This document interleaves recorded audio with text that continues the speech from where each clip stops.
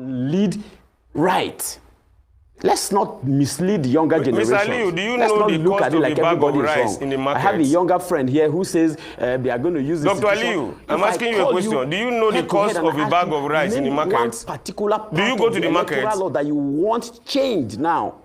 I bet you. I'm sure that as we are talking now, policemen are waiting for you outside the studio so that when you finish, you will enter an SUV. Policemen and civil defense, people's fathers are waiting for you now as we are talking. So that when you finish from here, they will carry you home. Mr. President, you do not know the cost of energy. You don't know the cost of energy. You don't know the cost of rice. He was one of you are the speaking finest for your money. as at the time. I mean, if you look at the challenges, you know, that they try to tie to him, the issue they try to tie to him about the funds and everything else, then it shows you how much figures. You are telling me about Chatham House. USD that he was exposed the to. Chatham House, the Nigerian people. The Chatham House vote Tinubu. He has his green passport. The Chatham House vote Tinubu. At a young age, he did everything. Nigerian voted Tinubu. Our lives have become worse, and you are there talking because they are paying you salary. Country, he's running. Be very careful. We have consistency in Lagos. He is the president today. That alone shows you a success story. Okay, thank you. That's the hallmark of a change maker. Thank you, Mr. Liu. Thank you, Mr. Liu. I think you were trying to get some words in. Yeah, I'm trying to ask him a question. He's talking about reputable organizations that are giving credit and rating Tinubu positively. And the question I am asking simply is whether Chatham House or whatever international organization Dr. Ali is talking about is rating Tinubu positively. Did Chatham House vote for Tinubu? Okay. Was Chatham House in Nigeria to vote for Tinubu? He's speaking for his money. As he's talking, policemen are waiting for him outside to carry him home. But I'm interested in saying something about Mr. Ali. Because when he was talking, he made a veiled reference to my comment, so I want to respond to him. If you have been watching this program, if you have not been watching, maybe you watch the replay, you will notice that when Dr. Ali was talking, if you see his demeanor, if you look at his face, you will see that he suddenly became angry when you were pushing him to give you the answer to your question. He started by massaging the young lady in the studio. My younger sister, I want to appeal to her. And the next thing, he was telling you not to push him. He wanted to have the floor, and he became angry, literally on his face. That is the attitude of this government. I even think there's an insult to call a young, a 20-year-old person a small girl. I don't find it funny because in this country, we have seen people at 23 who became ministers and all of that. In my state, we still have, my governor was 46 and all of that. Now, that is the attitude of this government as reflected by Dr. Aliu.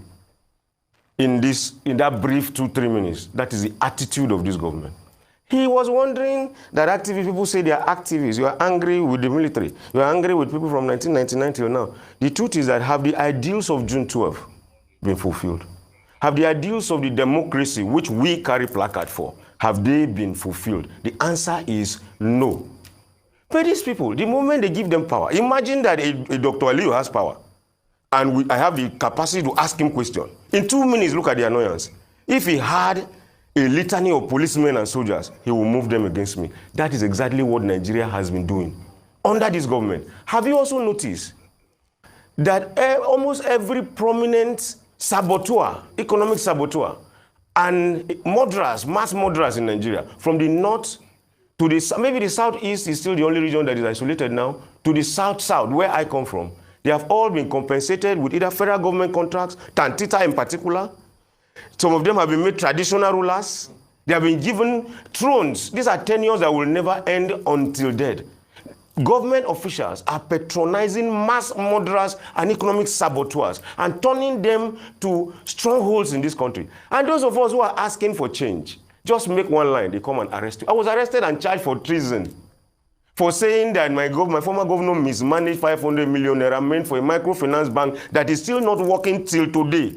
Instead of the security agencies to go after the person that mismanaged our money, they came after me. And I was charged for treasonable felony, attempts to overthrow Buhari and Governor Yadi. I don't know how this country is working, but the people that are destroying this country, carrying arms, once you have I call it the AK-47 economy.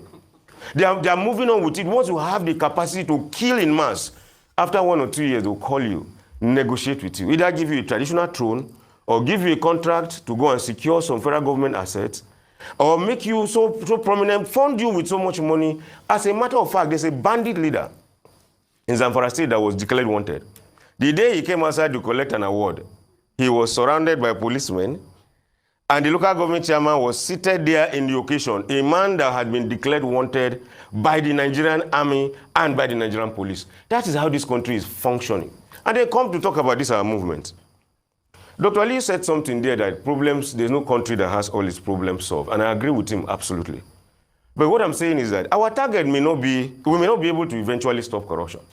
But if you can put a stumbling block on the part of those who want to steal our money, it's some form of progress. We may not, I don't think there's any country anywhere that has been able to stop corruption completely.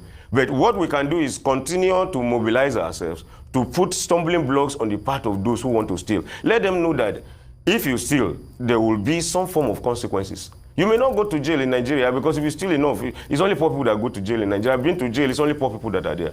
There's no rich man in prison because they're not ready to send themselves to jail. But our target may not just be to build a paradise here, but to be able to put stumbling blocks on the parts of those who want to destroy Nigeria. But government is not helping it. Our government is patronizing violence. Our government is patronizing crime. Our government is funding those who are destroying this country, and they are running after young people and innocent people who are calling for change in this country. And it is very, very disheartening. This was a very compositive conversation that we had this morning. Okay, Peter, can you respond quickly to that? Quickly, yes. How do we move from here? Let me just say that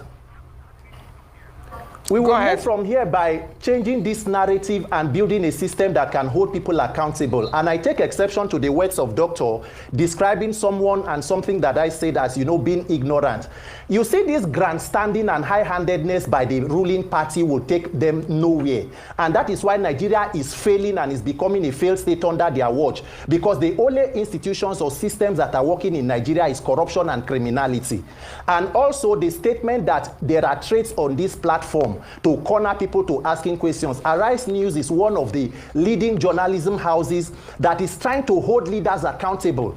And any attempt to ridicule, the capacity that they bring must be checked immediately, because this current administration does not like free speech. And before you know, they can bring the NBC against you. But let me just say this as a final parting statement. Yes, 1 second. Nigerians must make sure that we build a system that can hold our leaders accountable, which will begin with the electoral system, because that is their only arrogance. Thank you so much. They know that the INEC is the weapon faction. Thank you so much. We've run out. Thank you.